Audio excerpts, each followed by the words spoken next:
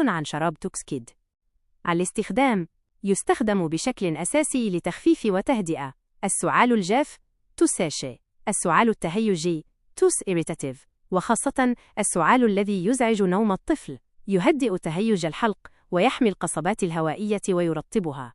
المكونات الأساسية عادة يحتوي على مزيج من المستخلصات النباتية والعسل، ومن أمثلة المكونات التي قد يتضمنها العسل ميل لتهدئة الحلق، نباتات بخصائص مهدئة مثل الأذاتودا فاسيكا أدهاتودا فاسيكا، والريحان المقدس أوكيموم سانكتوم، والسوس جليسيريزا جلابرا، وغيرها من المستخلصات الطبيعية.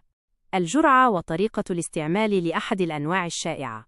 الفئة العمرية: الجرعة القياسية. التكرار: الرضع والأطفال من 1 إلى 6 سنوات. 1 ملعقة صغيرة 5 مليلتر، 2 إلى 3 مرات في اليوم. الأطفال والمراهقون من 6 إلى 15 سنة. 2 ملعقة صغيرة 10 مليلتر، 2 إلى 3 مرات في اليوم. ملاحظات مهمة جدا. 1.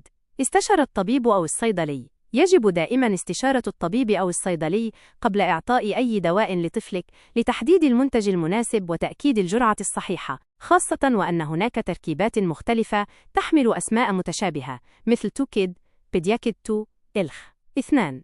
اقرأوا النشرة الداخلية. يجب الالتزام بالجرعة المحددة في النشرة الداخلية المرفقة بالعبوة أو التي يحددها لك الطبيب. 3. احتياطات: لا تستخدمه في حال وجود حساسية لأي من مكوناته.